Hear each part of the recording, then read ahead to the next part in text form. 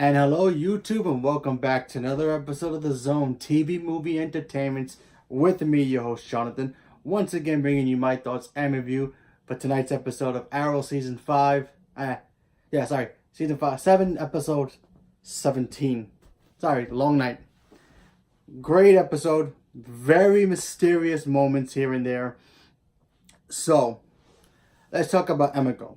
Now, in this episode, we get to see Emiko and Dante, the new villain, which basically is the new pattern during this time period of either Arrow, Flash, Supergirl, Legends, or whatever. Usually around this time period, we're getting ready for the season finales of these episodes, of these shows. Normally, they'll start introducing us to the new villain that probably will carry on to the next season.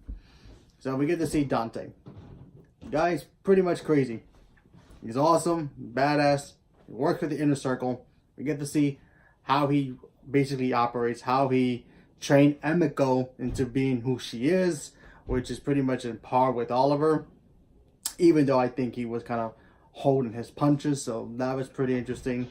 So she basically tricked them all, saying that, she's just working for him because she owed him a debt, which we all know that was a lie. And by the way, spoilers if you haven't seen the episode.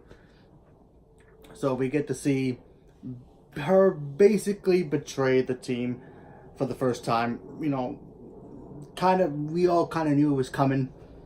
And then, because apparently Dante wants to unleash a big poisonous gas, I'm pretty sure, on the city. And pretty much that's what. Now, the Inner Circle, the Ninth Circle, sorry, wrong universe. The Ninth Circle is kind of like Arrow's version of maybe the Court of Owls, if you will. They're a big organization. They've been working for decades, and they pretty much world domination. That's what they want.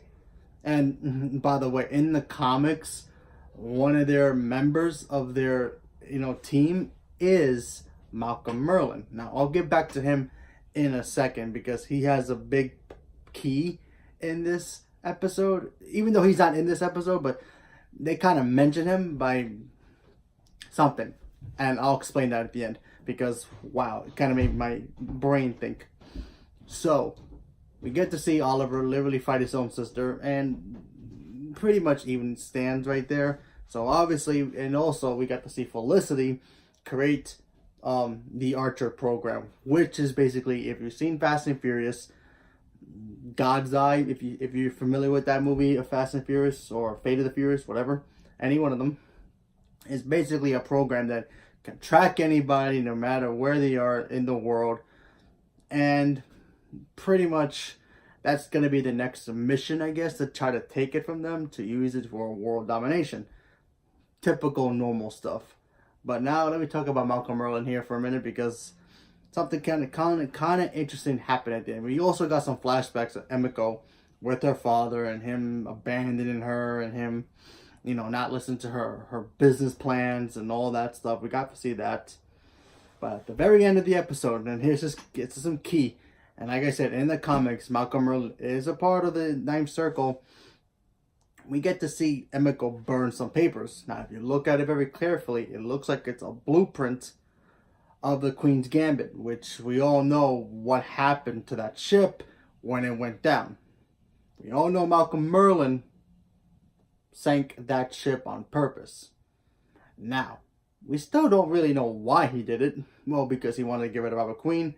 But now with Emiko being a part of this whole Ninth Circle, him being a part of it, I'm starting to think that, and this is me guessing, she sent him to do it, to sink the ship, to get revenge on her father and kill him and her supposed brother because of what happened, because he doesn't want her, and she got pissed off, and it started to make a little sense now. So that's pretty cool to think about that. So if you really look at the episode, you really look at it carefully, this blueprint, she starts looking at it, she starts burning it, she throws it out, especially when she hears a report that her father went down with the ship. So it kind of puts two and two together, especially when you look back at what happened with Malcolm Merlyn and why he put down the Gambit. And so he had his own reasons, but I think he had another reason as well, because he's probably working with the Ninth Circle. We just never knew about it.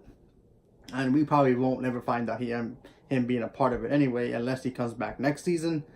which would be kind of cool because technically the actor says he would love to come back, even though Malcolm Merlin technically is not dead. So, also we think, but we don't know. But that's just my guess.